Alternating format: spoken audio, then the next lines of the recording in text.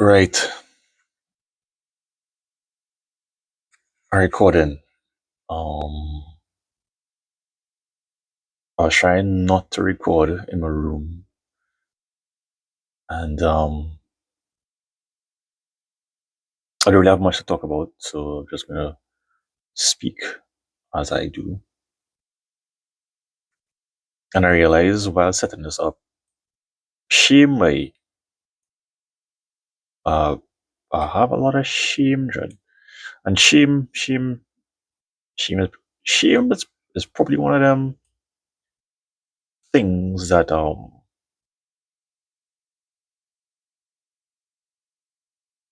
is prevalent. Right, I can't do work and talk at the same time. Anyway, shame is prevalent in myself, and shame encompasses the. I really can't talk and do this, right? Yeah. How much time I have?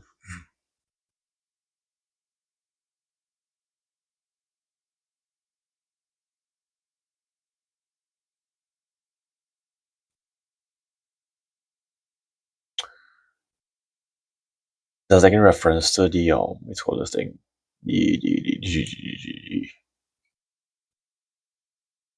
not the rings. The next thing, snowman and the dragon lady now, the nearest, right? And you had a woman who walked down the place as the queen in shame for being a whore or whatever that is, right? You know, shame is a big fucking thing, Dread. And you might think you don't have shame until you realize that oh you have shame. So yeah, I in my room, in my small, cozy, one bedroom apartment. It's very cozy. As you can see, our towel rack, I'm a bedroom. I've all kind of posted something on the wall just to keep my mind in a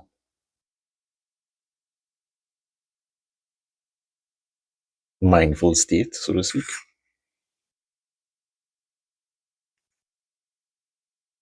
It had plenty more, I should say. It had stickers all over the place, kind of like in one of the movies where the man was at Memento. He was writing up things all over the place. I don't know. Check that out. And he had a tattoo his name on himself and notes and whatever else, which I thought, I didn't see the movie. Let's put it like that. Like a scene like my nose where he should stop doing that. But anyway, shame.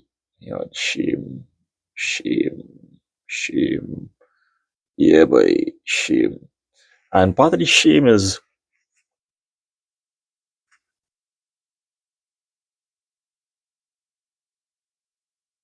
I looked at shame comes from the comparison, the expectations and comparisons. For example, it is expected that if you are a man, right, at some point you will have a family of your own, you know, a wife and some children, you know. It's kind of like one of them religious things is what you're supposed to do now. Supposed to do. I don't have that. Then you're supposed to have a job, a 9 to 5 to fit in your system to pay for all the things you're supposed to want to have. Clearly, if I do have that, you know, currently, I should say, I do have that currently. A 9 to 5. Honestly, I don't want one. I really don't want one. So since I've been made redundant, Red. You see, this is where this thing is. This is where this is. I've been made redundant from my job as a graphic designer. It's been a full year, right? It's been a full year since I've been made redundant. And I've been on a couple interviews, and when you walk in the interview and it's like, huh,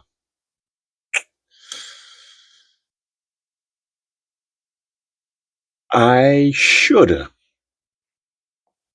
play nice and be a darling in the interview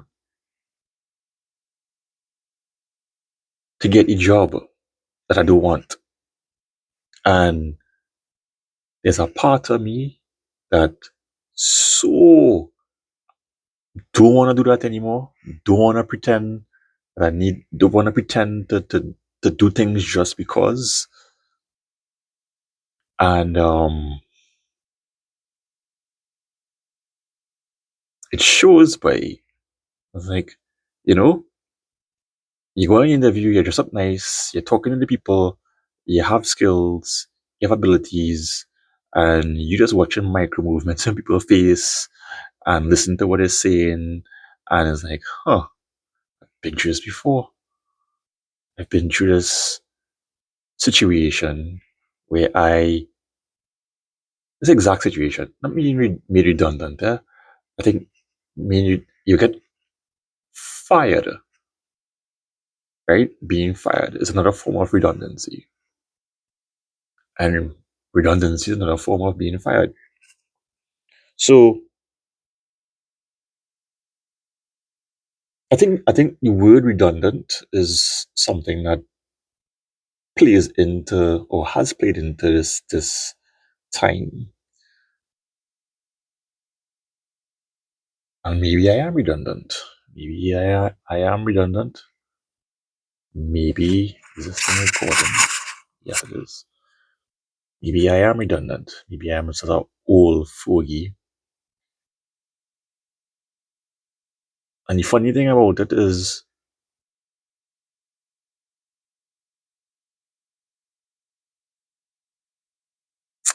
yes, you're kind of redundant. The system don't want you, really. The system doesn't want, or they don't want me, you know? At least that part of the system.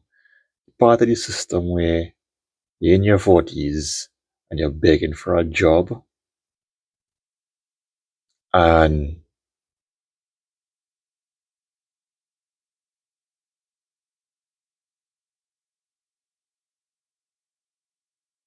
I feel as though something in me is telling people that they're stupid or the situation is stupid or something. But that is not true. It could be true, but it isn't. I really don't like how my nostrils looking. So I decided that, you know what, I'm not going to take my life too serious anymore.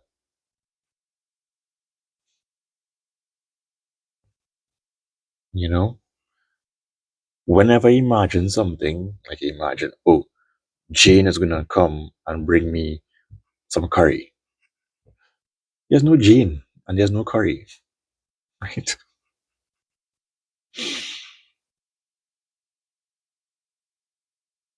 Or there's no Jane bringing curry. Let's put it like that. But she might go for a walk and smell some curry, and then it's like, oh, we have a curry here, and you still get what you want, and you didn't have to beat up and worry when Jane gonna bring the curry, if she bringing the curry, if she gonna bring roti and pepper, the curry goat or curry chicken. I ain't want no chicken, I want more goat than chicken. I ain't want no beef. I'm a goat. Bring me some goat. We want goat. Like,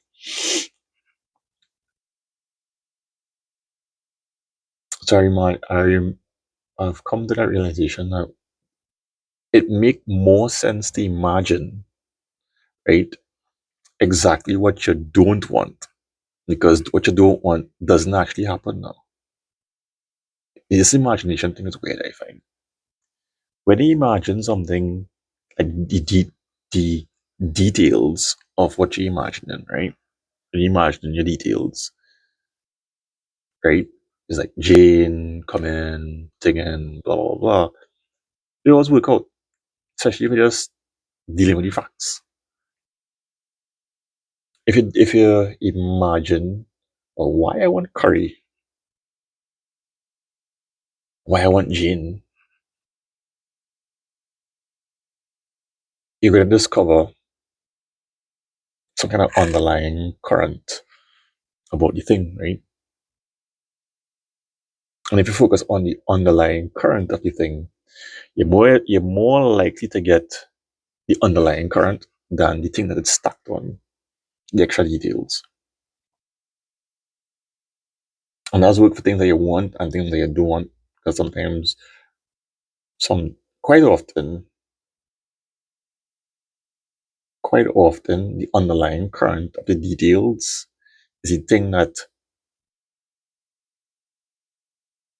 that reality focusing on, right?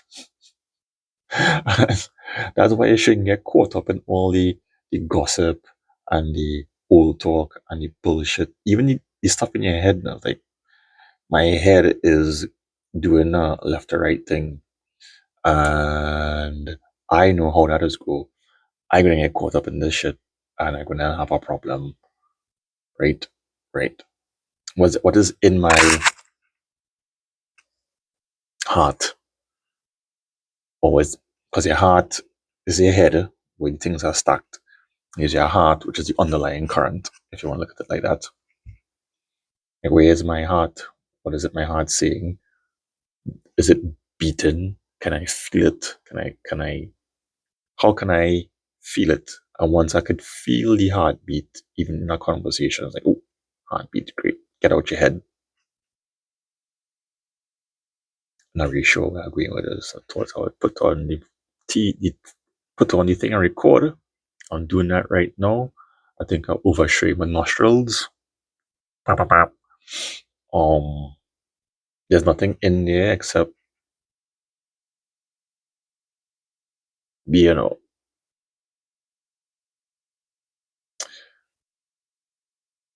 a ramble dread. Anyway, I'm gonna put this on YouTube.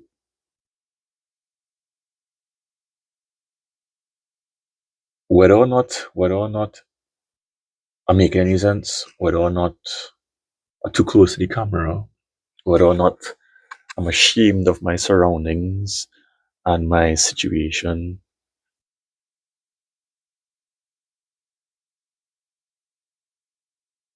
whether or not I know what to record and what not to record, what to share and what not to share. I think it's time to actually do what you're supposed to fucking do, which is, apparently, I am meant to speak. I am meant to speak and show my face and share. And you know what? I don't like to show my face and I don't like to talk.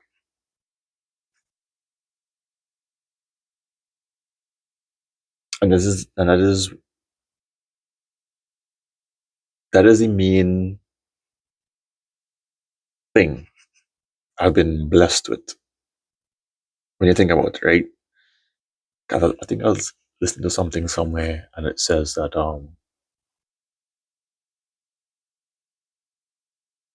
I think they were saying temptations and sin is there to block your blessing.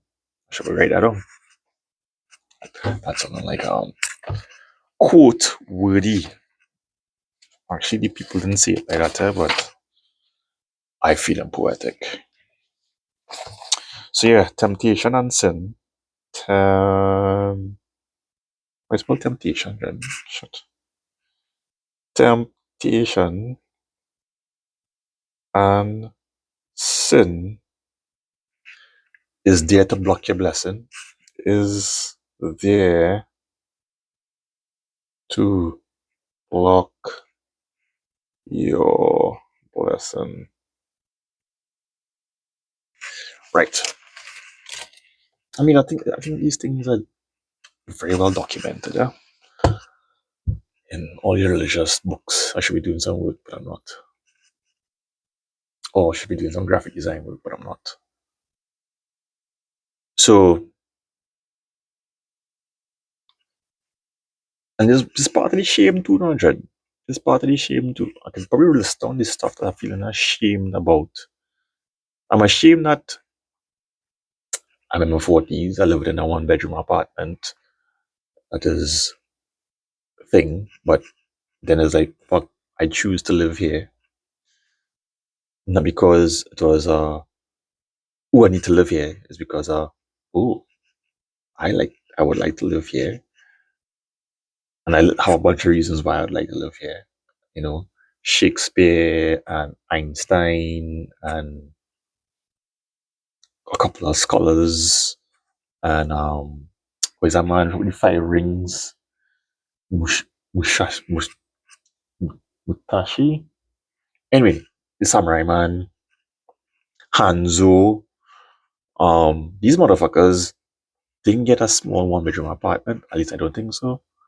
But they went off by themselves and they had the little monk moments where they just kind of fucked off now, just kind of doing thing.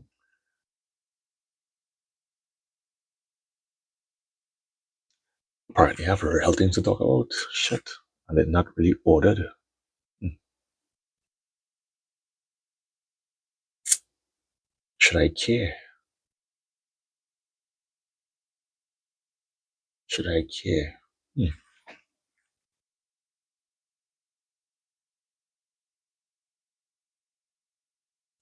You know what I'm gonna do? I'm gonna make a whole bunch of videos just because I'm not gonna tell anybody about it. I'm not gonna share it.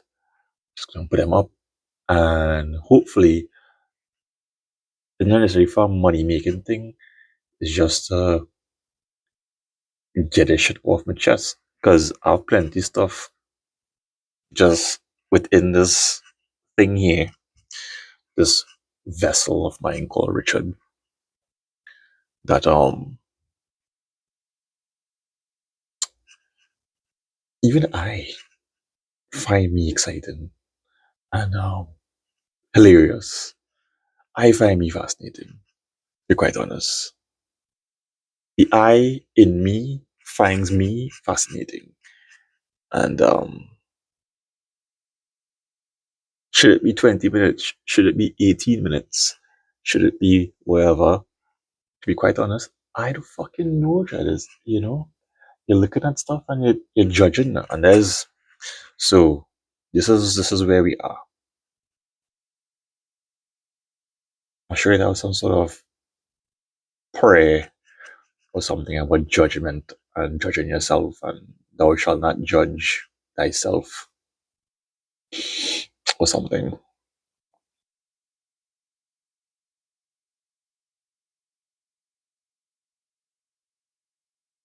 Where's your ramble?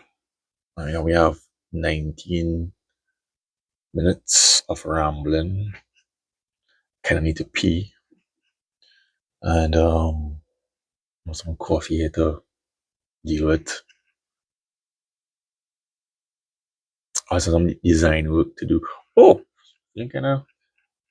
No, this was happening when I feeling kind of.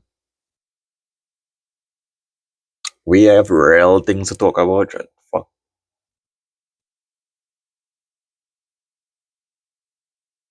I have real things I could be talking about.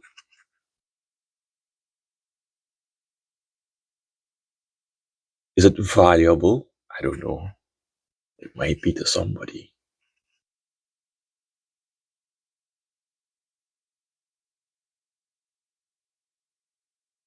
All right, cool. Ciao.